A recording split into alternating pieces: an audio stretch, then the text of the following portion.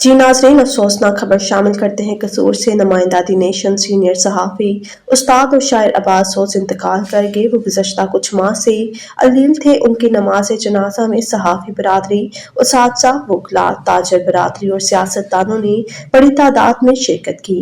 उनको कसूर में सुपुर्द खाक कर दिया गया।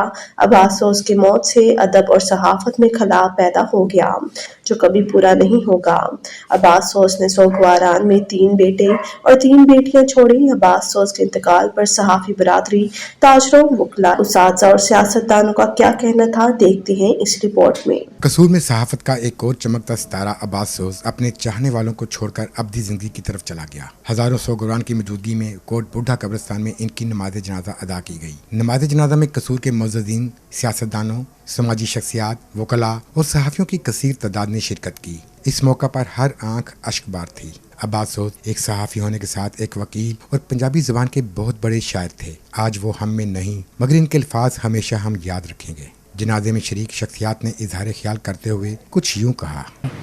साढ़े बड़े पुराने दोस्त साढ़े दफ्तर का हिस्सा रहे ने, बड़े मिसाली इंसान सन। अल्लाह ताला मफ़रत करे उन्होंने। अब्बास सोज साहब जो फौत हो गया, उनका खला काफ़ी देर बाद पूरा होगा, क्योंकि वो सहाफ़ी नहीं थे, नात ख़ान नहीं थे, बहुत अच्छे इंसान भी थे।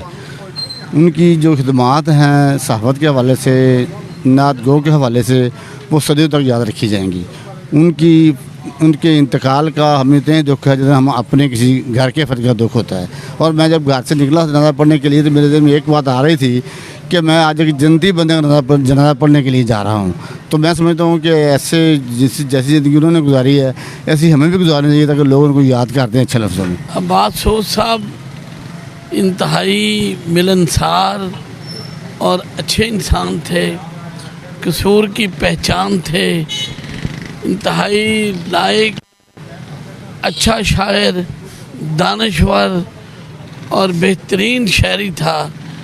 हकीकत ये है कि मुसलमान भी इंतहाई अच्छे थे। अल्लाह उनको गिरीक़ रहमत करे। वो अपनी मिसाल आप थे और मैं समझता हूँ कि बहुत कम ऐसे लोग होते हैं, पैदा होते हैं जैसे अब्बास सोज साहब थे। सोज साहब एक नहायत शरीफ और मिलनसार आदमी थे। उनकी कसूर के लिए बहुत जितनी भी सरगर्मियाँ थी वो कसूर की बेहतरी के लिए थी। वो बाबा बुल्ले शाह साहब से आप सरकार सल्लल्लाहु अलैहि वसल्लम बहुत अकीदत और प्यार करते थे।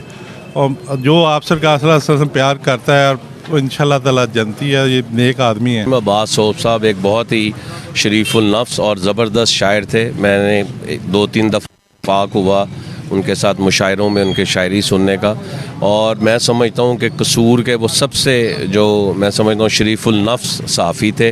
मेरा ख़्याल है ग़ालिबन नेशन अखबार से उनका ताल्लुक़ था और अल्लाह ताला उनके दर्जात बुलंद करे और सही मायनों में वो एक जेंटलमैन आदमी थे जो है कसूर में। सोज साहब एक इंसानियत की फलाह पे काम करने वाले इंसान थे और एक शख्सियत में इतनी खूबियाँ शामिल थी। वो नात ख़ान भी थे, शायर भी थे, वकील भी थे, सहाफ़ी भी थे। मैं समझता हूँ कि ये इस तरह के इंसान दुनिया में कम आते हैं और अपनी ज़िंदगी मुकम्मल करके जाते हैं। अब्बास साहब एक कंप्लीट इंसान थे। मैं समझता हूँ कि उन्होंने लोगों का दिल नहीं दुखाया और एक इंसानियत के दर्स पे हमेशा उन्होंने अपने बयान फरमाया और खिदमत खल्क में वो वक्फ रखा। मैं समझता हूँ जी अब्बास सोज साहब एक अजीम नात ख़्वां, शायर, राइटर और वकील होने के साथ साथ सबसे बड़ी बात यह है कि वो एक बहुत अच्छे इंसान थे, एक पुरखलूस दोस्त थे और एक बेज़रर आदमी थे जिनसे शायद ही कोई शख्स नाराज़ हो। आज इतना बड़ा जनाजा जो है ये इस बात का सबूत है कि लोग उनसे प्यार करते थे। अब्बास सोज साहब जी हमारे कसूर के एक मोतबर और बहुत बड़ी शख्सियत थे। सीनियर सहाफ़ी थे, दी न्यूज़ से उनका तल्लुक़ था और इंग्लिश में भी लिखते थे। पंजाबी के तो शेक्सपियर समझे जाते थे कसूर के। वो पंजाबी में उनकी नज़में बड़ी मशहूर हुई, जैसे तेरे सुफने ते साढ़े चाह बिक गए। तो ऐसे लिखारी और ऐसी शख्सियात हैं वो कसूर की धरती में बहुत कम थी।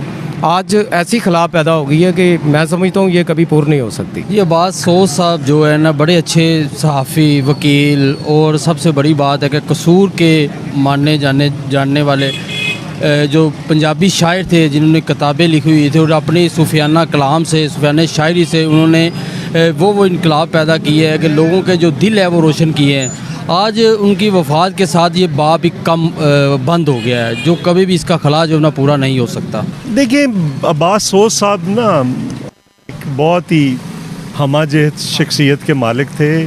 दरअसल ये तो आप उनको स्पेसिफाई करते हैं ना एक जगह पे दूसरी जगह पे, बुनियादी तौर पर वो इल्म का एक समंदर थे और उसके मुख्तलिफ पहलू थे उनकी लाइफ के अंदर, और वो जिस जगह पे वो परफेक्शनिस्ट भी थे। ये भी मैं आपको बात बताऊं, एक बहुत बड़े हमारे, मुझे लगता है कि अज़हर काज़मी साहब के बाद प्रोफेसर अज़हर काज़मी साहब का जिस तरह से नॉलेज था, मुख्तलिफ ज़ुबानें आती थी, उसी तरह से अब्बास सोज साहब, ये एक लड़ी थी। अगर हम देखें प्रोफेसर मजबूर साहब, प्रोफेसर गनी साहब, खलील आतिश साहब, अज़हर काज़मी साहब, उनके बाद ये एक कसूर शहर की बड़ी शख्सियत थे जो आज हम में नहीं रहे और उनका खला कभी पुर नहीं हो सके। ये ऐसी शख्सियात जो होती हैं वो बहुत कम होती हैं जिनके पास इतना इल्म हो और वो इतने डाउन टू अर्थ हों,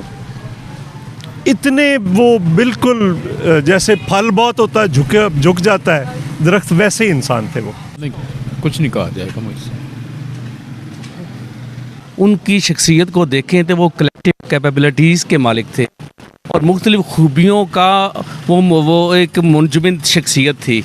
बसीते इंसान अगर देखा जाए तो बहुत अच्छे इंसान थे और बसीते शायर देखा जाए तो बहुत बड़े शायर थे। अब्बास सोज साहब एक अच्छे कानूनदान थे और अदब से बड़ा शगफ़ था उनको। और मैं एक बात जो मेरे दोस्तों ने बयान की है उसमें वो नात जो है वो लिखते भी थे और नात खां भी थे, सना खान रसूल थे और बड़ी ही जो है प्यारी शख्सियत थे और हमारी बार में उनका खला पूरा नहीं किया जा सकेगा। बिछड़ा कुछ इस अदा से कि रुत ही बदल गई, एक शख्स सारे शहर को वीरान कर गया। अब्बास सोज जैसे अजीम शायर, अदीब और सहाफ़ी जिन्होंने आज तक किसी इंसान का दिल नहीं दुखाया,